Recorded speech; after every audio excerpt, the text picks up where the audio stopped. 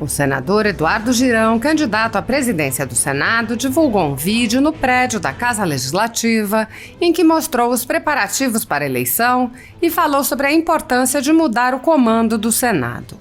Ele disse: "A eleição vai decidir muita coisa para o Brasil. O verdadeiro equilíbrio que nós precisamos para não ser um puxadinho, nem do governo federal, nem do STF. O Senado precisa se dar ao respeito." O senador afirmou que se candidatou para que o Senado volte a ser forte, independente e altivo e possa fazer com que a Constituição do país seja respeitada. Ao divulgar o vídeo, o senador disse: "Já estou a postos para a semana decisiva. Voto aberto decidirá se muda Senado.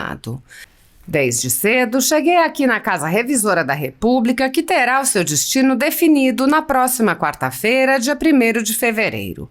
Os senadores, com o seu apoio, decidirão se o Senado Federal continuará um puxadinho do atual governo Lula e do STF, ou se prefere se reaproximar da sociedade, sendo protagonista como a última trincheira para equilibrar a República. A independência da Casa é urgente para que voltemos a ter esperança pela volta da democracia e da liberdade ao país. Que Jesus nos abençoe nesta escolha, que terá o voto aberto como grande trunfo para a renovação da Casa. Contacte seu representante aqui, de forma respeitosa e pacífica, manifestando a sua opinião. Uma ótima semana para você e sua família. Paz e bem." Segundo a Constituição Federal, o controle dos atos de ministros do Supremo Tribunal Federal é realizado pelo Senado, que pode promover o impeachment dos ministros em caso de crime de responsabilidade. No entanto, os presidentes da Casa vêm barrando a tramitação dos pedidos sem consulta ao colegiado. Sem controle externo, alguns ministros do Supremo agem ao arrepio da Constituição. Em inquéritos secretos, o ministro Alexandre de Moraes, por exemplo, promove uma aberta perseguição a adversários políticos. Em um desses inquéritos, a Folha Política teve sua sede invadida e todos os seus equipamentos apreendidos. O inquérito foi arquivado por falta de indícios de crimes, mas os dados sigilosos foram compartilhados com outros inquéritos abertos de ofício e com a CPI da pandemia, que compartilha dados sigilosos com a velha imprensa. Sem justificativa jurídica, o ministro Luiz Felipe Salomão, ex-corregedor do Tribunal Superior Eleitoral, confiscou toda a renda da Folha Política e de outros sites e canais conservadores para impedir suas atividades. A decisão teve o aplauso e respaldo dos ministros Luiz Roberto Barroso, Alexandre de Moraes e Edson Fachin. Há quase 19 meses, os jornais, sites e canais conservadores têm todos os seus rendimentos retidos sem qualquer base legal. Se você apoia o trabalho da Folha Política e pode ajudar a impedir o fechamento do jornal, doe qualquer valor através do Pix, utilizando o QR Code que está visível na tela ou o código ajude@folhapolitica.org. Caso não utilize Pix, há a opção de transferência bancária para a conta da empresa Raposo Fernandes, disponível na descrição deste vídeo e no comentário fixado no topo. Há 10 anos, a Folha Política vem mostrando os fatos da política brasileira e dando voz a pessoas que o cartel midiático quer calar. Pix ajude@folhapolitica.org. Assista! Muito bom dia, paz e bem para você, para sua família, uma semana maravilhosa, de muita luz. Eu estou aqui agora 6 horas e 45 minutos no Senado Federal, dessa segunda-feira, e está tudo sendo preparado aqui, ó. O púlpito com as cadeiras me lembra muito aquela CPI que a gente teve no ano de 2021, que eu até tentei ser presidente ali, mas fui preterido, e o senador Omar Aziz que levou e conduziu aquele processo. Mas isso aqui é para a eleição da presidência do Senado, né? Eles estão preparando a estrutura para entrevistas coletivas, vai ter muitos convidados, porque tem a posse de 27 senadores, né? 27 estão saindo, e 27 chegando aqui, também preparando a equipe, toda essa movimentação. Na sexta-feira estava aqui muitas mobílias fora da sala, o pessoal fazendo aí as mudanças, né? E eu espero, por falar em mudança, que essa casa tenha renovação. Essa decisão do dia 1º de fevereiro, nessa próxima quarta-feira, que é a eleição da mesa diretora do Senado, ela vai decidir muita coisa para o Brasil, né? O verdadeiro equilíbrio que nós precisamos para não ser um puxadinho nem do governo federal e nem do STF. O Senado precisa se dar o respeito.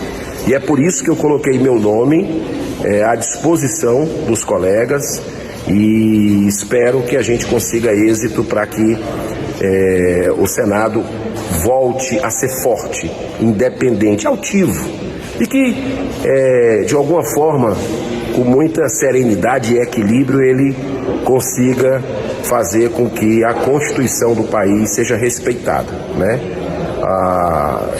Eu estou aqui há 4 anos e aprendi muito, né, durante esse período, e sei de minhas inúmeras limitações e imperfeições, mas acredito que posso colaborar para que essa casa se aproxime de você, né, para que essa casa não esteja apartada como está hoje e que a gente possa aqui ter uma verdadeira democracia no Brasil e que a liberdade de expressão possa voltar, porque eu tenho andado o país inteiro e vejo que as pessoas, os brasileiros, estão com medo de se expressar, né? Além de tristes, cabisbaixos com tudo isso que está acontecendo no país, com devaneios do governo que mal assumiu, com eventuais abusos de ministros dos nossos tribunais superiores que deveriam resguardar a nossa Carta Magna. Então a eleição se dará ali, na noite de quarta-feira, no plenário do Senado Federal, e eu espero que você assista essa decisão como uma final de Copa do Mundo. Só que o Brasil vai estar jogando essa final de Copa do Mundo, eu repito, impactará em gerações, né? Muito importante que nós tenhamos aqui essa última trincheira da República aí, para que o Brasil possa respirar um pouco e ter esperança. Um grande abraço, de forma respeitosa, pacífica, converse, coloque a sua opinião para o seu representante, né? Para os senadores que você conhece, especialmente para que nós tenhamos transparência nessa eleição como tivemos em outras, ou seja, que se apresente o voto. É muito importante isso, claro que é uma prerrogativa do senador, né? Mas ele apresentando o voto, ele vai estar em consonância com você. Ele vai estar, você colocou a gente aqui para exatamente representar o que você pensa. Nós estamos aqui por causa de você, né? Então, que Deus nos abençoe e nos guie nessa jornada. Um grande abraço, muita paz. Paz e bem, meu irmão, minha irmã. Eu estava acompanhando aquele programa Roda Viva na última segunda-feira, vendo um ministro do Supremo, Luiz Roberto Barroso, falando do Supremo Tribunal Federal, de algumas atitudes, e ele fala ali, quando alguém questiona sobre o crescente ativismo judicial do Supremo, ele diz: não existe isso é lenda. Ele usou essa expressão. O que existe é um protagonismo judicial. Eu respeito a opinião do eminente ministro, mas acho isso um eufemismo. No mundo real, não é isso que a gente vê. Eu não digo dele, eu digo de outros colegas dele, que inclusive têm pedidos de impeachment já engavetados aqui há muito tempo no Senado Federal, CPI de lava-toga também, que não vai para frente aqui, e o resultado do que a gente não plantou lá atrás, a gente está colhendo agora. O Supremo, para o bem da democracia, precisa de um freio. O Senado Federal é a única casa da República que tem constitucionalmente a prerrogativa de investigar o Supremo Tribunal Federal. Mas simplesmente isso não acontece aqui. É um silêncio ensurdecedor quando nós tentamos de alguma forma, em vários momentos, desde que eu coloquei os pés aqui nessa casa, avançar nesse assunto que faz parte. Eu não falo apenas dessa presidência do Senado atual, dessa legislatura, de outras também. Quem acompanha a mídia sabe dos diversos e dezenas de processos de pedido de impeachment que são deliberadamente engavetados na presidência do Senado. Está aí o resultado.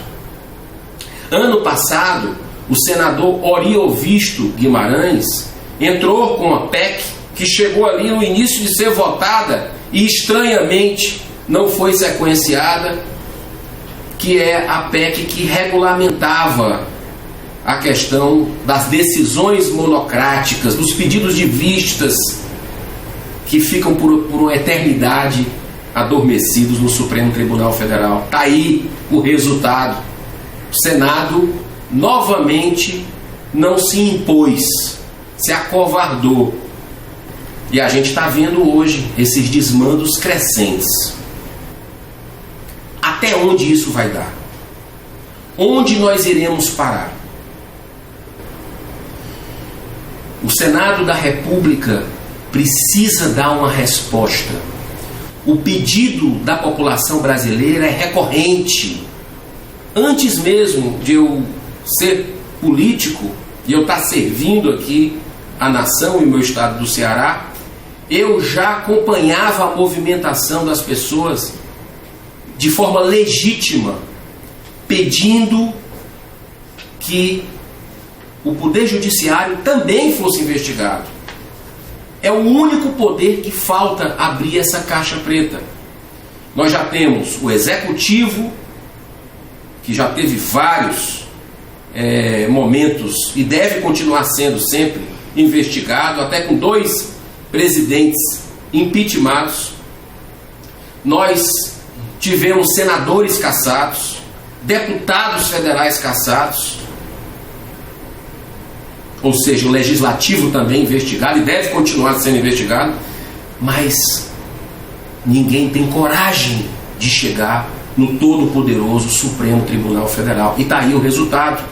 É o poder que sistematicamente se mete nos outros, falando uma linguagem bem popular, interfere nos outros, não apenas no Executivo, como a gente está vendo agora, com todas as restrições e críticas que, com a postura independente, eu tenho colocado sobre o Executivo, mas o Supremo avançou o sinal demais com esse processo que, a meu ver, é ilegal, esse inquérito de fake news. Aqui no Legislativo, o Supremo há vários anos interfere. Questão da deliberação sobre aborto, deliberação sobre drogas. Nós fomos eleitos para isso, de forma direta pelo povo. Se eles querem legislar, que eles vão lá para as urnas, passar pelo teste das urnas. Mas não podem fazer constitucionalmente legislar com relação a temas que são tão importantes para a nação como a vida. Então, que o Senado tome juízo, tenha coragem e se posicione sobre o que está acontecendo, se delibere. A gente sabe que a maioria dos ministros são ministros íntegros, honestos, mas alguns têm indícios fortes que precisam ser analisados, com todo o direito de defesa, mas precisa ser analisado pelo bem da própria instituição, pelo bem do Supremo, pelo bem do Poder Judiciário, que é, diga-se de passagem, importantíssimo para a democracia. mas desde que não esteja acima dos outros e interferindo nos outros. Que Deus abençoe o nosso país, a verdade e o bem vão triunfar. Muita paz.